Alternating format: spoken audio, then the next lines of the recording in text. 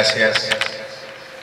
Bueno, esto tiene una reverberancia que va a haber que sacársela.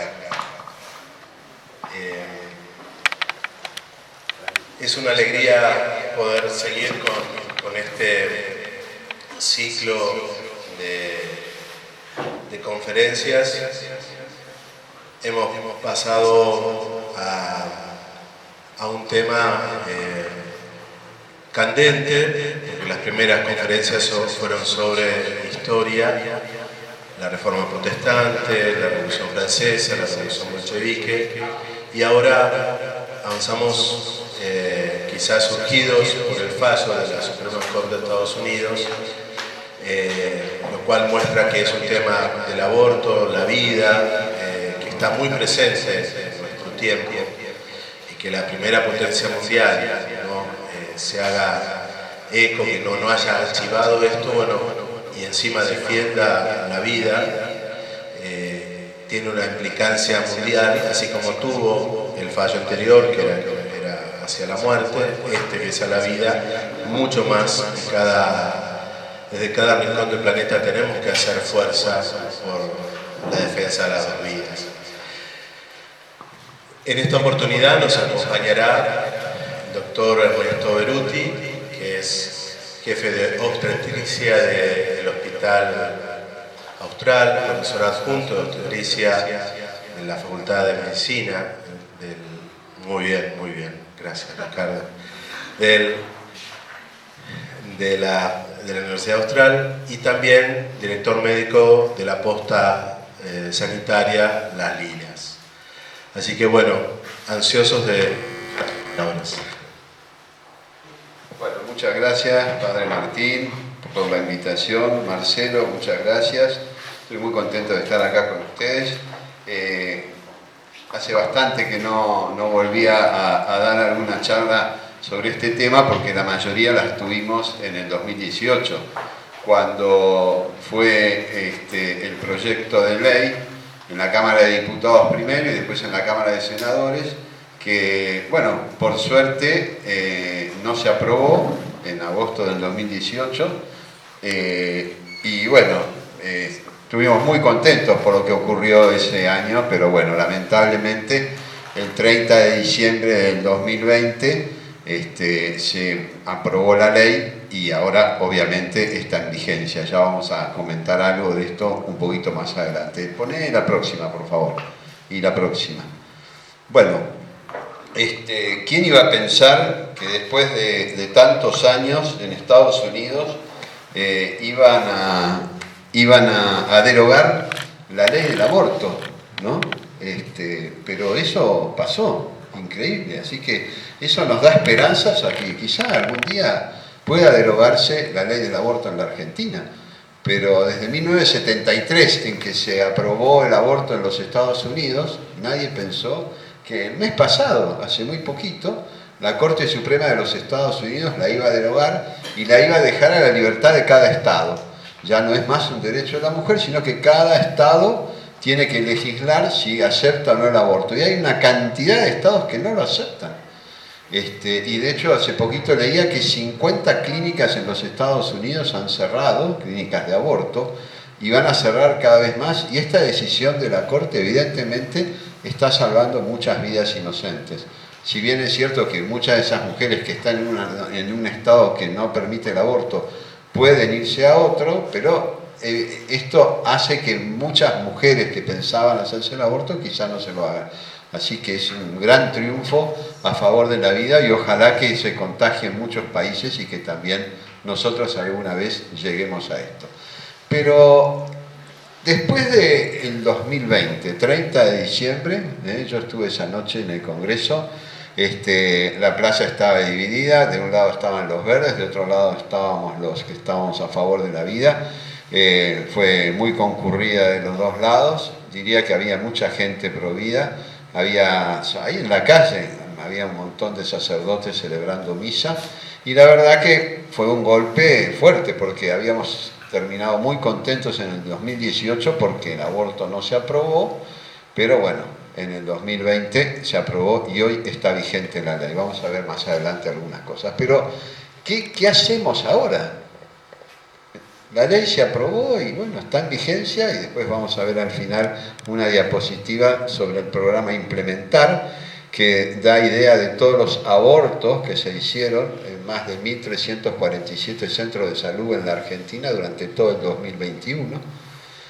Pero tenemos que seguir luchando y si Estados Unidos derogó la ley, podemos nosotros seguir por ese mismo camino. Así que no hay que bajar los brazos y hay que seguir digamos, firme en la defensa de la vida. Eso es algo que no va a cambiar nunca. Podrán pasar los gobiernos, serán distintos, distintas ideologías, distintas creencias, pero esto no va a cambiar jamás. O sea, nosotros, y más como católicos, debemos estar siempre a favor de la vida, pase lo que pase. Entonces, el primer punto acá es hablar con la verdad. Vamos a ver en algunas diapositivas que vienen que una de las situaciones o de las razones o de los argumentos a favor del aborto es, digamos, falsear las estadísticas, mentir en eso y en un montón de cosas como ya lo vamos a ver. Entonces, en este tema hay que hablar siempre con la verdad. Y hay que fundamentar los argumentos también. Nosotros tenemos que tener claro por qué no podemos hacer un aborto o estar a favor del aborto. Yo como médico, o sea, nunca podría hacer un aborto. Y ahora se los voy a tratar de demostrar. Voy a tratar de darles mi visión de qué me ha pasado en estos 35, 38 años que llevo ejerciendo la obstetricia. Y cómo desde la ciencia y desde la experiencia de lo que yo he vivido, me convenzo tanto de que jamás nadie puede hacer un aborto, y menos un médico que juró defender la vida desde el instante de la concepción. Entonces esto para nosotros los médicos tiene que ser una norma a rajatabla.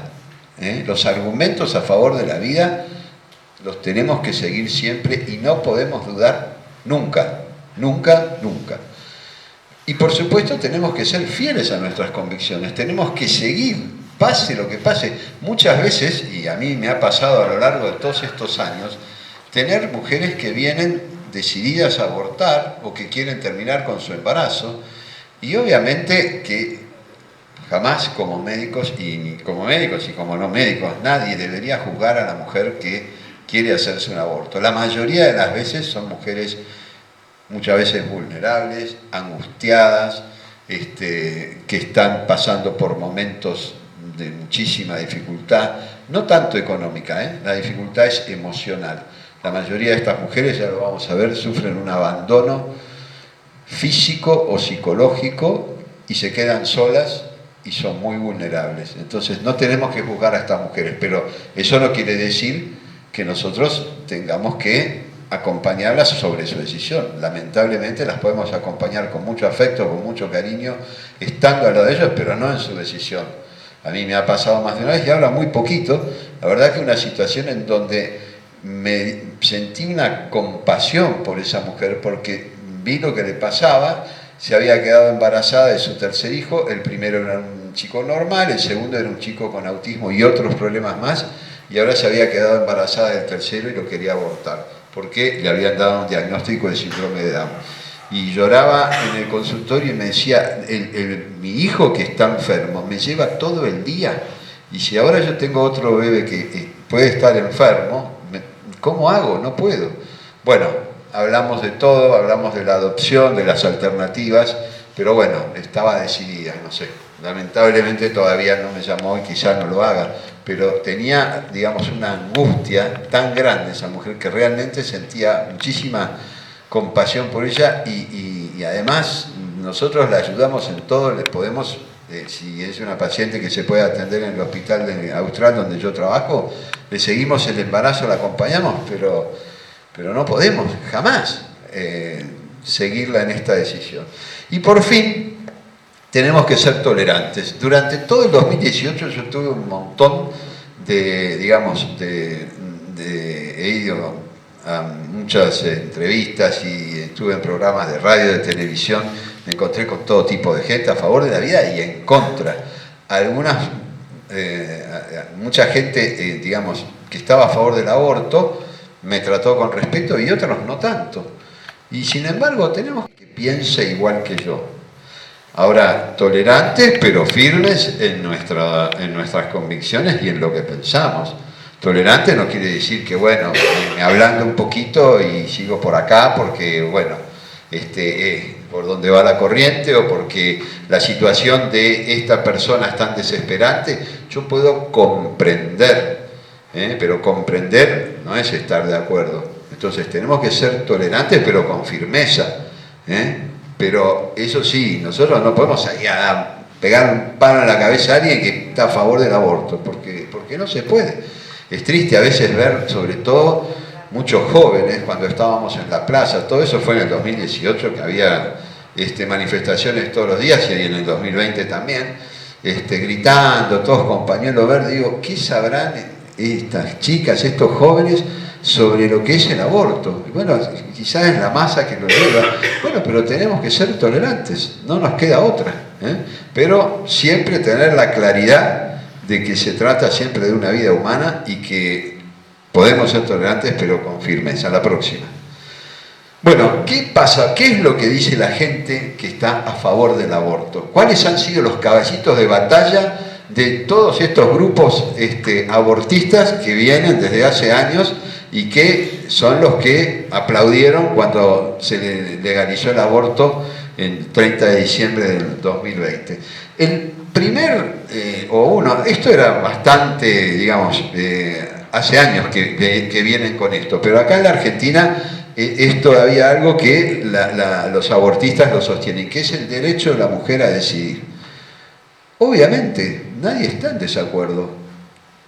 La mujer, cualquier persona puede decidir sobre su cuerpo lo que quiera, puede hacer lo que quiera, porque tiene su derecho. Puede drogarse, puede tomar alcohol, puede prostituirse, la verdad que puede hacer lo que quiera, pero sobre su cuerpo. Pero el bebé en gestación es otra persona, distinta a la madre y al padre, con un código genético distinto, única, irrepetible y además inocente. Entonces no se puede creer que la madre tiene derecho a decidir por qué es su cuerpo. Es su cuerpo, pero el ser que se está, digamos, desarrollando en el útero es otro ser y no puede decidir por la vida de un tercero, que además es su hijo. No es un cúmulo de células, un embarazo que recién comienza. Es una vida humana en etapa de maduración y desarrollo. Entonces esto tiene que quedar clarísimo. Vos no tenés derecho sobre un ser que está viviendo en tu cuerpo, pero, digamos, es tu hijo, pero es un ser humano totalmente distinto y diferente y tiene un ADN distinto al de la madre y al del padre. Otro hecho que los abortistas siempre lo han, mantenido desde el año 60, cuando se empezó a hacer todo el lobby en los Estados Unidos para promulgar la ley del aborto, fue silenciar siempre el comienzo de la vida humana. Y esto ya no es una hipótesis para la ciencia, ya está probado. La ciencia permite establecer con certeza que el comienzo de la vida humana comienza en el momento mismo de la fecundación del óvulo por el espermatozoide. Entonces, esto ya lo ha probado la ciencia, ya lo han dicho innumerables médicos, embriólogos, especialistas en biología molecular de todo el mundo, gente de nivel en la Universidad de Harvard, en la Universidad de Pensilvania, en Europa, en universidades de Italia. La vida comienza en el mismo instante de la concepción. Y como decía Jérôme Lejeune, que es el padre de la genética moderna, no es una hipótesis para la ciencia, ya es una evidencia experimental que la vida comienza en el instante de la fertilización o fecundación del óvulo. ¿Y cuál es, digamos, el otro caballito de batalla que la mayoría de los diputados que están a favor del aborto lo han establecido en todos los proyectos que han presentado un montón hasta que se aprobó en la Argentina? Esto, que legalizar el aborto va a disminuir la mortalidad materna en la Argentina. Y ahora vamos a ver cómo esto es una falacia y una mentira.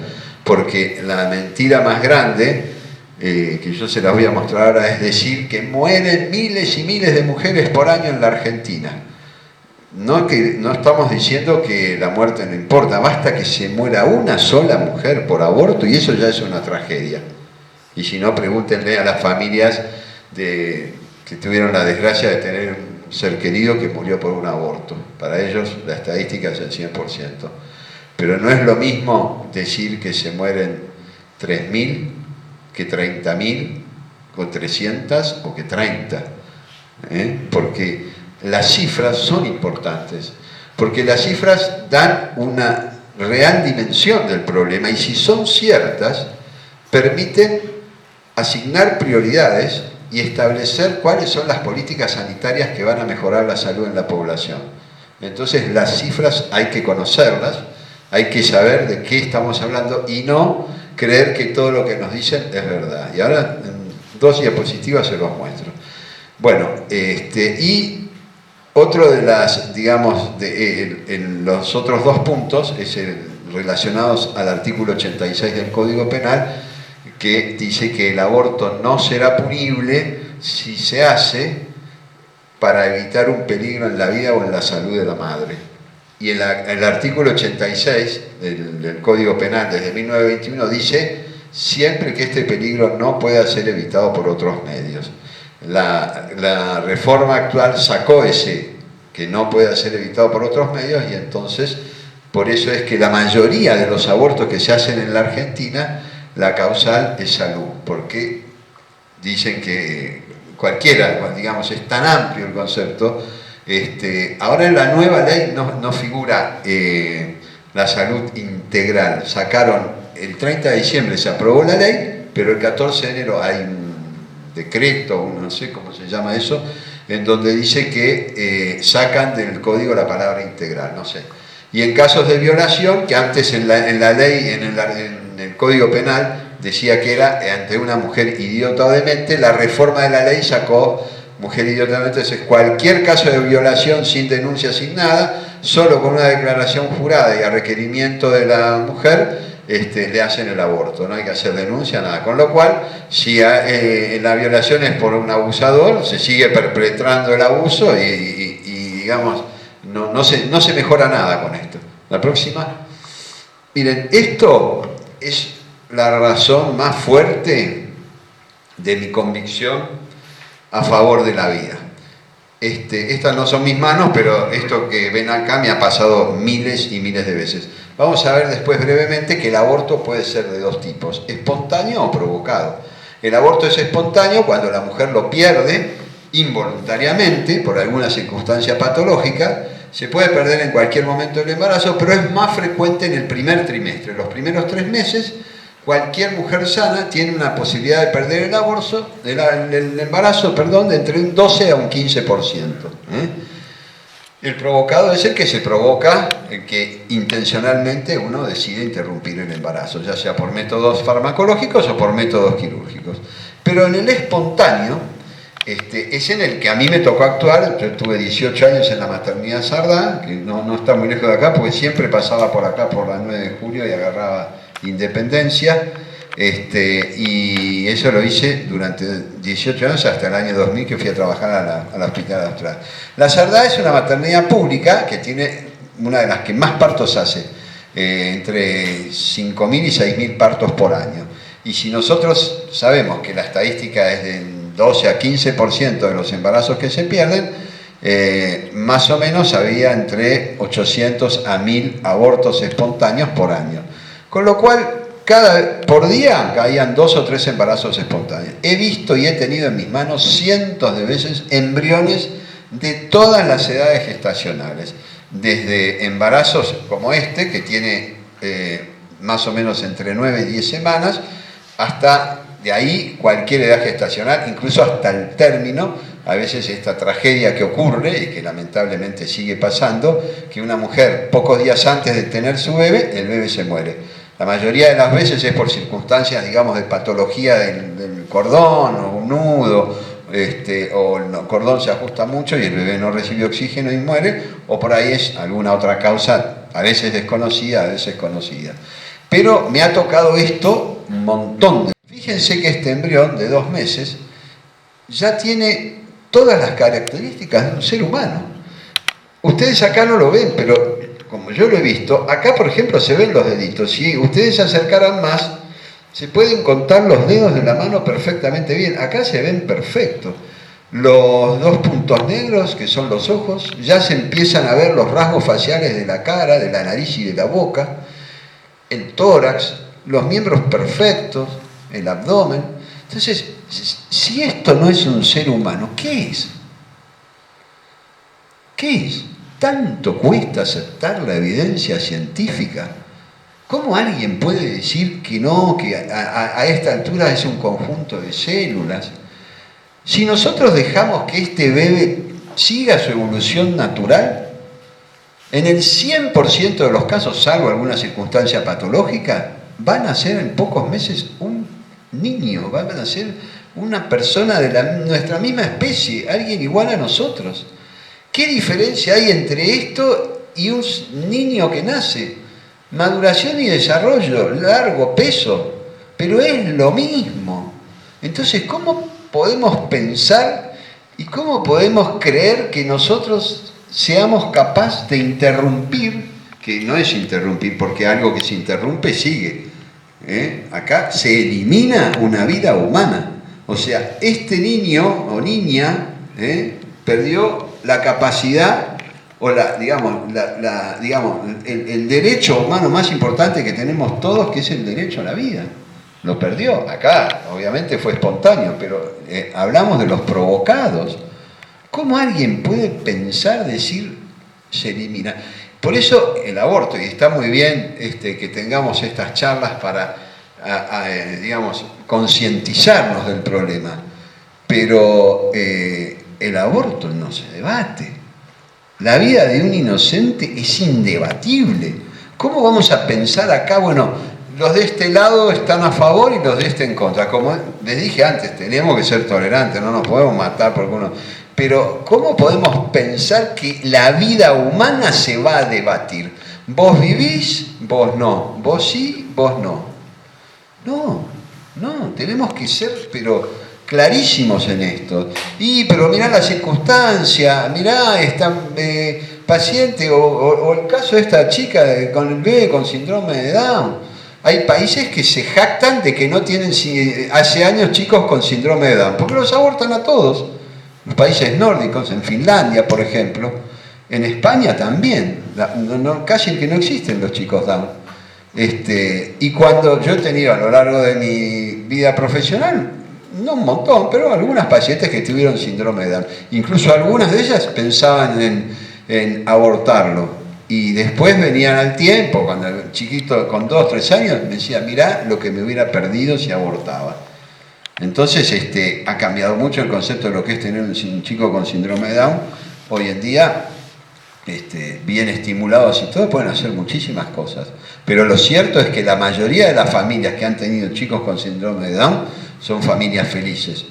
Entonces, ni con discapacidad, eso o cualquier otra discapacidad, ni con problemas económicos, ni con problemas de pareja, ni nada. No hay justificación para interrumpir la vida humana. ¿Cómo voy a interrumpir esto? No se puede.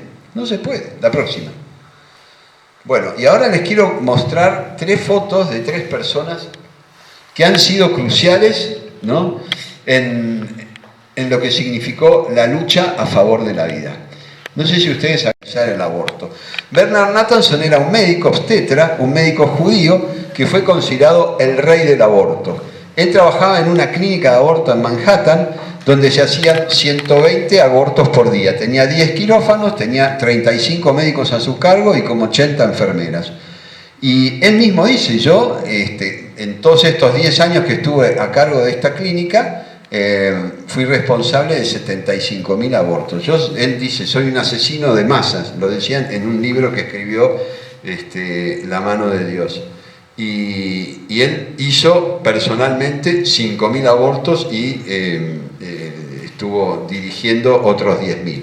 Le hizo el aborto a su propio hijo porque tenía una novia que quería tener el bebé, que lo quería mucho a él, pero él dijo que no, que por su carrera no, y él mismo hizo el aborto de su novia. Y de su primera novia, cuando era estudiante de medicina, también no lo abortó él, pero lo abortó en una clínica, porque él era estudiante, y la novia casi se muere por una hemorragia.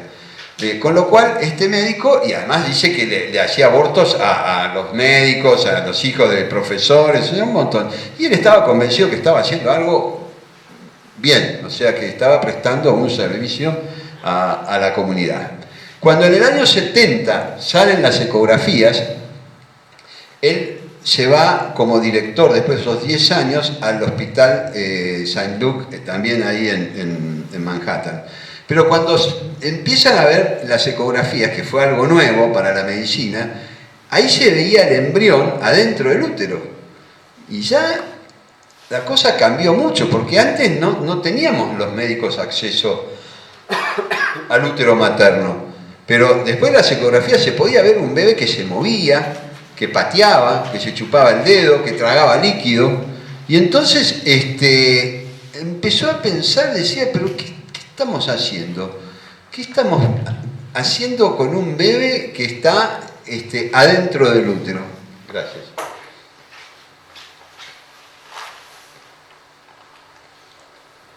Entonces se empezó a dar cuenta que no podía seguir haciendo abortos, que lo que había dentro del útero era un ser humano en pleno proceso de maduración y desarrollo. Y con los años fue cada vez haciendo menos abortos, así que creo que en el año 78-79 hizo su último aborto. Pero él fue junto con un íntimo amigo, Larry Leider, los dos que hicieron el lobby para que la Corte Suprema de los Estados Unidos promulgara la ley de aborto en 1973. ¿Y qué decía en el libro y después lo decía en conferencias, después se hizo totalmente provida y fue por el mundo dando conferencias a favor de la vida? Le pidió a un amigo de él, que era abortista, que por favor le grabara las imágenes cuando hacía un aborto. Y después salieron dos películas. ¿Cómo es? Sí, El Silencio. Ese y otro que... Dos películas más. Y se pasaban en todos lados, donde se veían las imágenes de un bebé abortado. Ahora, Bernard Nathanson dijo, para que nosotros tuviéramos éxito, teníamos que mentir, porque en esa época, si nosotros hacíamos una encuesta, la mayoría del pueblo americano estaba a favor de la vida. Entonces, vamos a mentir. Y primero nos vamos a congraciar con los medios, les vamos a decir que esto del aborto es terrible, que hay un montón de gente que se muere por el aborto. En aquella época, en la década del 60, se hacían en los Estados Unidos por año alrededor de 100.000 abortos ilegales. Vamos a mentir y vamos a decir que se hacen 1 millón. Y se morían por abortos ilegales entre 200 a 250 mujeres por año. Vamos a decir que se mueren 10.000.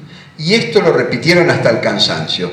1 millón de abortos por año y se mueren 100.000. 1 millón. Tanto lo repitieron que al final la prensa lo tomó y la sociedad americana también. Y si se ponen a ver, y ahora lo vamos a ver, acá en la Argentina y en muchísimos países, en la mayoría que se la hicieron lo mismo. Mienten, inflan las estadísticas. Y entonces, como les digo, no es lo mismo decir que hay 20 muertes que 200, 2.000 o 20.000. Y eso fue lo que empezó con una mentira a calar hondo en la sociedad americana y fue un punto más a favor de la legalización. Después, ¿qué dijo? Vamos a echarle la culpa a la jerarquía de la Iglesia Católica de que son retrógrados y entonces que no quieren legalizar el aborto. Y culpa de eso se mueren un montón de mujeres. Y lo vamos a decir, pero la jerarquía, no los sacerdotes progresistas y el pueblo, que ellos sí quieren aborto. Todo mentira. Y la tercera forma de hacer el lobby era, vamos a negar sistemáticamente el inicio de la vida humana desde el comienzo de la fecundación. Y lo vamos a hacer siempre, en todos los ámbitos. Y vamos a tratar de que esto todo el pueblo lo crea. Todos los años. Y eso fue lo que pasó. La próxima. Este es otro de los médicos que yo tuve la oportunidad de verlo varias veces, es el doctor Elar Koch, que es un epidemiólogo chileno, que vino acá a la Argentina muchas veces, que él determinó y demostró que la legalización del aborto no tiene nada que ver con la disminución de la mortalidad materna. Él hizo un trabajo en Chile basado en las estadísticas vitales, que son las estadísticas que todos los países del mundo presentan cada año, sobre nacimientos, varones, mujeres, muertes, varones, mujeres, causas de muerte, mortalidad infantil, mortalidad neonatal, todo. Todos los países hay un montón de variables. Él demostró a través del estudio de las estadísticas vitales en Chile durante 50 años, de 1957 a 2007, que la mortalidad materna en Chile bajó casi un 94% y el aborto estuvo prohibido en la época de Pinochet desde 1989, no sé hasta qué año, bueno, hasta que se legalizó en el 2017 o 18. Y él, digamos, lo que él dijo fue que la mortalidad materna no tenía relación con el aborto y que la mortalidad materna disminuía, ¿por qué? Fundamentalmente por la educación y después por el acceso de las mujeres a controles de calidad durante el embarazo. Ahora lo vamos a ver en la próxima. Y este es Jerome Lejeune, que es el padre de la genética moderna, que descubrió la trisomía 21, que es el síndrome de Down. Jerome Lejeune es un médico francés que ahora es venerable y que está en vías de beatificación. Fue un médico excepcional. Incluso él, por mantener sus convicciones, perdió el premio Nobel.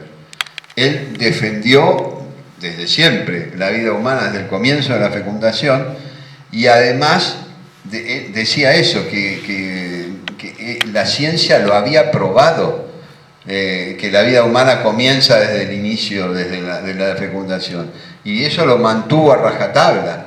Y además defendía a los bebés con síndrome de Down.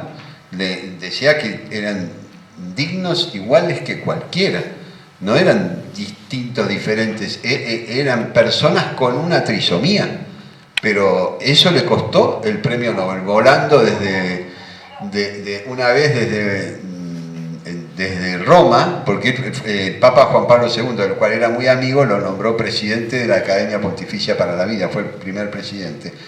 Y volando, creo que era desde Roma, escribiéndole a su mujer, le dijo, hoy he perdido, estaba en San Francisco, hoy he perdido la posibilidad del premio Nobel por mantener sus convicciones.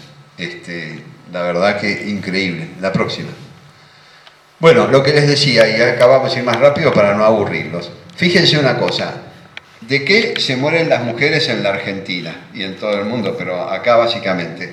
En el año 18, que es la última estadística que tengo, todas las causas fueron 162.000. El 30% se mueren de causas cardiovasculares, las más comunes, el 20% de causas respiratorias, tumores malignos 18, accidentes de tránsito 860, suicidios, no, ahí me equivoqué, ahí hay un número, pero son muy parecidos. HIV 435 y embarazo, parto y puerperio, que a eso se llama mortalidad materna. Cuando hablamos de mortalidad materna no son estas causas, nada, estas son mortalidad en mujeres. Esto es mortalidad materna, son las muertes que se producen relacionadas con el embarazo, parto y puerperio, que en el año 2018 fueron 257 en todo el año, lo que la tasa se saca como muertes maternas cada 100.000 nacidos. Miles de mujeres por año en la Argentina, hay que hacer algo. ¿Cómo no legalizan el aborto? Si se legaliza el aborto no va a pasar esto. Miles y miles. Y estas 35 no son total. A esto hay que descontar, ya les voy a mostrar. En realidad son 19, porque acá la cifra es muerte terminada en aborto. El embarazo ectópico también es un aborto porque se interrumpe el embarazo, pero no son, la muerte es una complicación del embarazo. Esas son 13 y 3 más de aborto espontáneo, o sea que en realidad este número es 19. La próxima. Miren cómo bajaron las muertes maternas por aborto hasta el año 18. Acá no se había legalizado el aborto. Porque ¿qué decían los diputados y qué decían todos los pro aborto? Si se legaliza el aborto, vamos a disminuir la muerte materna en la Argentina por aborto. Miremos las cifras. Las cifras son, digamos, publicadas todos los años por el Ministerio de Salud de la Nación. No es estas cifras hechas por los pro vida. No. La mayoría de las cifras que se presentan son cifras de la OMS, que es abortista, o cifras de los ministerios que recaban los datos de todos los hospitales. O sea, estas son cifras reales que están en internet, cualquiera las puede ver. Entonces, fíjense que desde el año 2009 hasta el 2018, la mortalidad materna por aborto bajó más del 60%. Y esto que les decía, en la última estadística que tenemos, hubo 35 muertes terminadas en aborto, pero acá hay que descontar 16 que fueron las del embarazo ectópico y entonces la cifra real de muertes por aborto provocado en la Argentina en el 2018 fue de 19. Y bueno, está bien, les dije antes, no debería morirse ninguno y una sola, ella es una tragedia, pero no es lo mismo decir 19 que decir que se mueren 1000, 2000, 10.000. O como dicen acá, miles. Es mentira. Entonces, esto es lo que tenemos que conocer. Porque cuando uno se pone a discutir con los abortistas, esto no lo pueden negar, porque son datos del Ministerio de Salud de la Nación. La próxima. Y esto es lo que estudió el ARCOCH en la Argentina, hizo un trabajo en donde, este es el otro caballito de batalla, todos decían lo mismo, hay 500.000 abortos en la Argentina. Y la gente, claro, a ver, si uno no se dedica a esto, y no tiene por qué saberlo, pero si yo lo digo una vez acá y lo leo, y después los diarios, las revistas, los medios, todo eso, 500.000 abortos por año en la Argentina, es una locura. Por eso, no puede ser. Y bueno, y esto es una mentira total que está totalmente demostrado. No puede haber porque no dan los números. Imagínense ustedes que en Estados Unidos, en el 2018, tengo un amigo mío que vive ahí hace 30 años, que también es muy pro vida y me pasó los datos. En el 2018 en los Estados Unidos hubo 890.000 abortos y son 340 millones de habitantes. Entonces no podemos nosotros, que somos 45 millones o 46 millones, tener 500.000, no da. Ni siquiera países como Francia y como Inglaterra tienen esa cantidad de abortos, que el aborto allá es legal, entonces no existe, entonces ahí no se están mintiendo. Entonces el ARCOCH hizo un trabajo, pero que está muy bueno, es largo y además tiene... Pero digamos, la conclusión que llegó es que en 2007 en la Argentina hubo 47.000 abortos, no 500.000. Por eso, y ellos lo dicen eso, lo decía Nathanson, nosotros multiplicamos la cifra por 10. Multiplicamos las cifras 9.8 veces más. Entonces hay que tener claro esto también, ¿no? La próxima.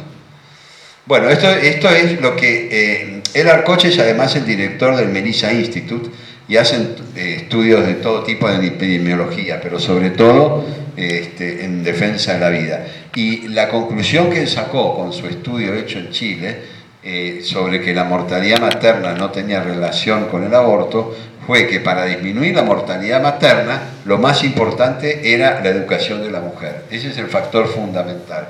También el acceso universal a salud materna de calidad, eso quiere decir embarazos que se atiendan tempranamente, en lugares capacitados, especializados, con derivación oportuna si hubo algún problema, en fin, atender a las mujeres, sobre todo a las vulnerables. Bueno, si la mujer cambia y digamos, reconoce su fertilidad, puede mejorar esto porque sabe cuándo puede quedarse embarazada, y además también apoyo psicológico, social, laboral, económico, eso baja mucho la mortalidad. La próxima. Bueno, esto lo vamos a ver más rápidamente. Yo les decía antes la importancia de saber esto, ¿no? O sea, el embarazo puede ser espontáneo o puede ser provocado, ¿sí?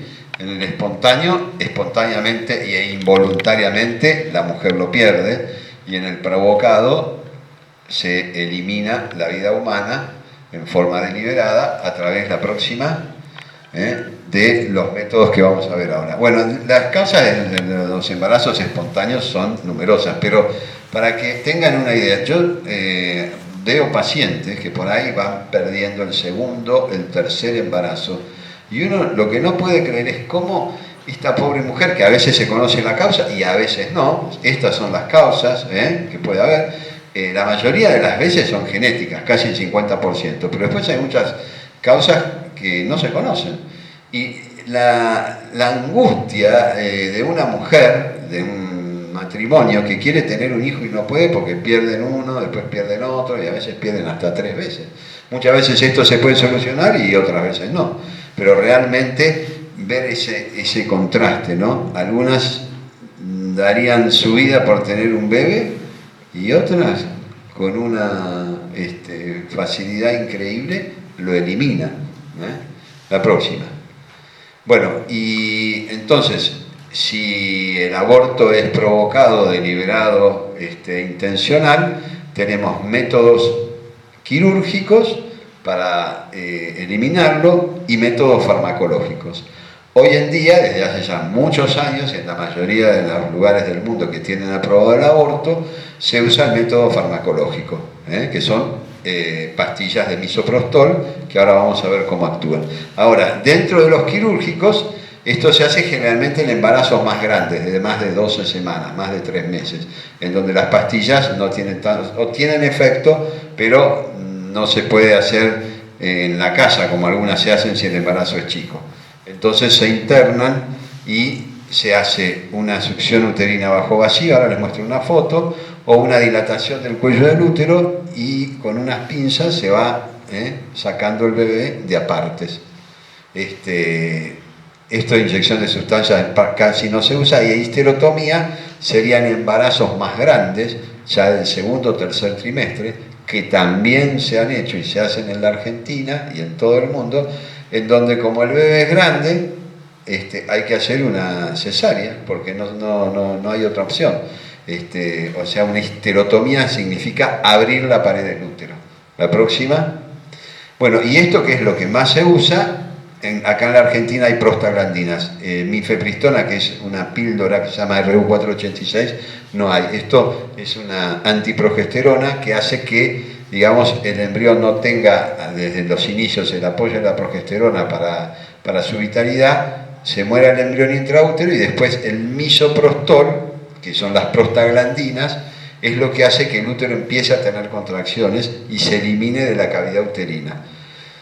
El problema, que ya ha habido muertes por el uso del misoprostol, es que cuando las mujeres se colocan el misoprostol, es un proceso que puede durar entre 1 y 3 días, después de eso hay que constatar que el útero quedó vacío y que no quedaron, digamos, elementos del embrión adentro del útero.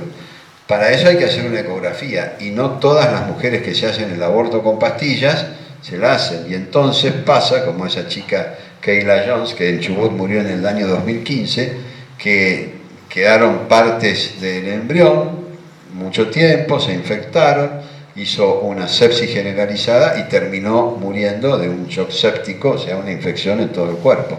Y realmente debe haber más. Lo que pasa es que no salen a la luz, porque han aumentado los abortos un montón, la mayoría son con misoprostol, y todavía no hay acá, como hay en Estados Unidos, clínicas de aborto en donde estén especializadas y todo. Acá la mayoría de las veces son pastillas de misoprostol, en donde las mujeres abortan, pero las que no van a los hospitales y lo hacen en su casa son las que tienen más riesgo.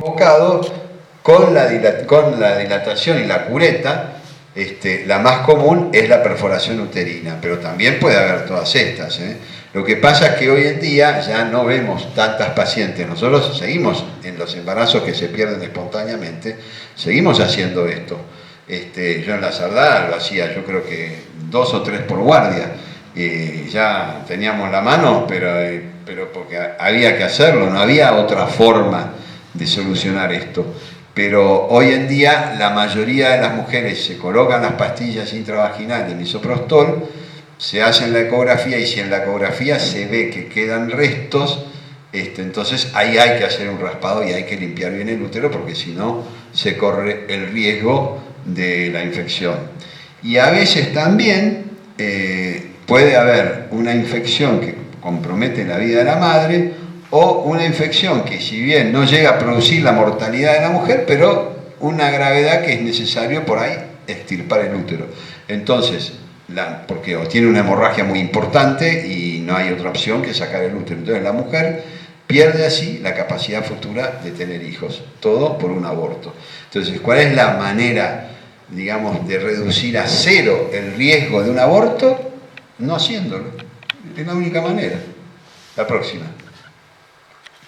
Acá pueden ver cómo se utiliza en un embarazo más chico, de 9 semanas, el método de succión y curetaje. O sea, nosotros esto que hacíamos, poníamos el espéculo, agarrábamos con esta pinza el cuello del útero y o poníamos una cánula y succionábamos con una bomba de vacío o directamente con la misma cureta sacábamos todos y salía el bebé en partes. Y el objetivo era que la cavidad uterina quede vacía. Pero si queda, por ejemplo, con la placenta y no se saca, esto es lo que después puede infectarse y producir serias lesiones, más que nada infecciones.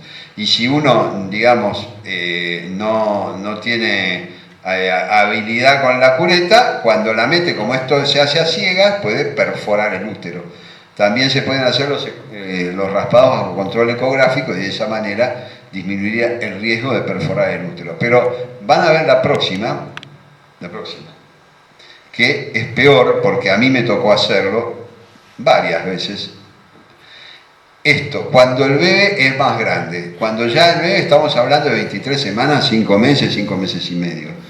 En los casos obviamente de muerte espontánea, no, pasaba más de una vez, de hecho puede seguir pasando hoy en día, que venían a la guardia mujeres que les poníamos el detector de latido fetal, el latido fetal negativo, hay que sacar el bebé.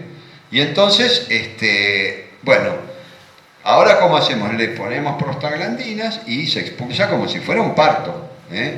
Pero en aquella época, en la década del 80, no había prostaglandinas. Y entonces teníamos que poner oxitocina, provocar una inducción, pero a veces en un embarazo chico la oxitocina no tiene tanto efecto y a veces no producía ni contracciones ni producía dilatación del cuello. Sí teníamos que esperar por lo menos una dilatación de 2-3 centímetros para hacer esto, poder poner el espéculo y poner una pinza. Y no había otra forma que empezar a sacar partes del bebé. Y entonces yo me acuerdo de tener una mesita así más o menos y estar con los médicos residentes, cuando yo era médico interno de la Sardá, y sacar con la pinza y poner acá un bracito, una pierna, el tórax, igual que está acá. Es exactamente, yo esto lo hice varias veces. Y la cabeza, como es más grande que el orificio por donde pasa del cuello, había, como dice acá, que aplastarla para sacarla. Yo me acuerdo que los residentes que estaban ahí miraban para otro lado, era realmente impresionante. Y lo hacíamos con un bebé que estaba muerto y nos impresionaba. Pero esto los abortistas lo hacen con un bebé vivo. Es diabólico realmente pensar así. Y me han contado de hospitales de acá en Buenos Aires en donde han hecho abortos de 23 semanas y como el bebé nace, por ejemplo, con prostaglandinas, no en estos, a veces es efectiva la prostaglandina y el bebé nace, pero como nace a las 23 semanas, 24, y vive, el bebé se mueve y lo dejan en una palangana y entonces pero no saben, se van al médico, se van a la enfermera y lo dejan ahí en una palangana hasta que se muere.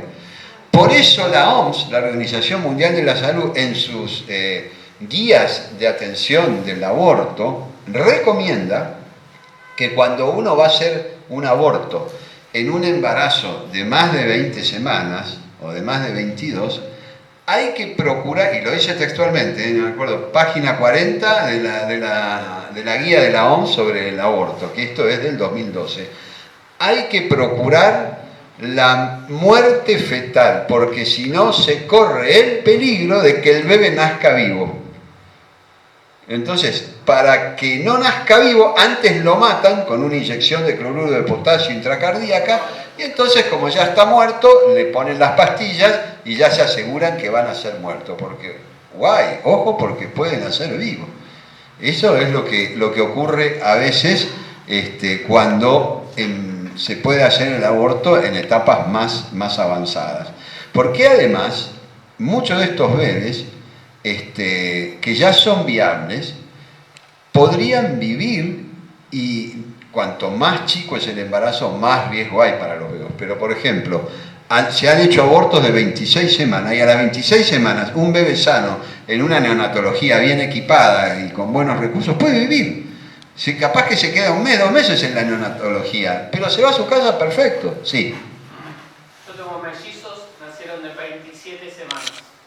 ¿Y perfecto? Hoy tienen 16 años, perfecto. ¿Viste? Perfecto. Y bueno. Perfecto.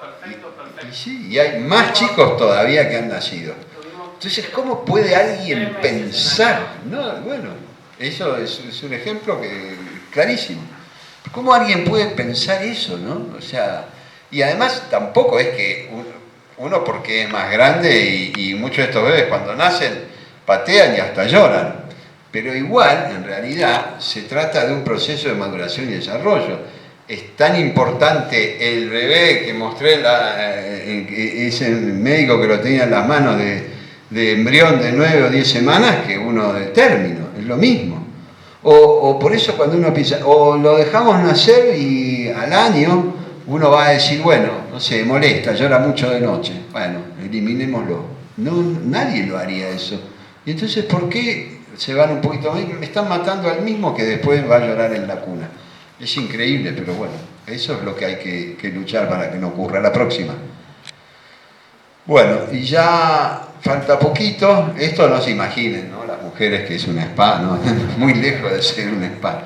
Estas son las siglas del síndrome posaborto, que es algo que también niegan, aunque cada vez la psiquiatría y la psicología y la psiquiatría moderna lo están aceptando más. No con el nombre de síndrome posaborto, sino con el nombre de estrés postraumático, así está figurando. Estos son todos los síntomas que tiene una mujer que ha abortado. Lo que pasa es que esto no se habla, muchas no lo hablan. Si ustedes hablan con psicólogos y psiquiatras, le van a decir que tienen bastantes pacientes así. Yo tengo una psicóloga que conozco mucho que me dice, tengo una paciente que viene todas las semanas con el mismo problema. No puede terminar de perdonarse que abortó y me lo dice, soy una asesina, es pobrecita, un problema grande, pero el síndrome posaborto no se presenta inmediatamente después del aborto, se presenta a los meses, a los 5, a los 10 o a los 15 años, y está todo relacionado con el aborto. Tiene, según la doctora Stanford, 3 estadios, pasame la próxima, pero digamos que es terrible lo que una mujer sufre a veces. Y tienen sobre todo la depresión aniversario, que se acuerdan perfecto el día, la fecha, la hora de cuando se hicieron el aborto, y cada vez que se acerca la fecha, el síndrome posaborto aumenta más. ¿Se acuerdan, por ejemplo, el color que tenía la enfermera del delantal, cómo era el médico, cómo era la sala? Todo, ¿se acuerdan? No pierden nada. Y además lo reviven y tienen sentimientos de todo, desde, como dice acá, ¿no? Desde tristeza, la depresión aniversario, la pérdida de interés, trastornos de anorexia, de bulimia, de trastornos de relacionarse con los demás, intentos de suicidio, entre 4 y 6 veces más intentos de suicidio, estudios que se han hecho en los países nórdicos, en mujeres que se han hecho el aborto. Realmente es tristísimo. Lo que tenemos que es el derecho a la vida, pero también la mujer es una víctima, porque la mayoría de estas mujeres están muy angustiadas. Hay un estudio hecho en España, en 2005, en 17 ciudades de España, hecho por AVA, Asociación Víctimas del Aborto, en donde entrevistaron a más de 3.000 mujeres que se habían hecho el aborto, entre 15 y 44 años. Y se lo resumo, el 87% de estas mujeres dijeron que el aborto se lo hicieron por el abandono físico y o psicológico que tenían de su pareja en primer lugar, de los padres en segundo lugar y de los amigos en tercer lugar. Que muchas de estas mujeres, si hubieran sido bien acompañadas por la pareja, por los padres o por los amigos, no hubieran abortado. Y después, pocas o casi ninguna, les dijeron las alternativas que había, que es la adopción. Y entonces, si a ellas les hubieran dicho, y muchas de ellas hasta pensaban en hacerle juicio al médico porque nunca les contaron que podían tener las secuelas que tuvieron, como el síndrome posaborto. Pero la adopción es un camino, una alternativa muy válida para una mujer que quiere abortar. Porque el aborto es una cortina de hierro que se cierra y que ya no hay opción porque se eliminó la vida humana. En cambio, la adopción es la posibilidad de vida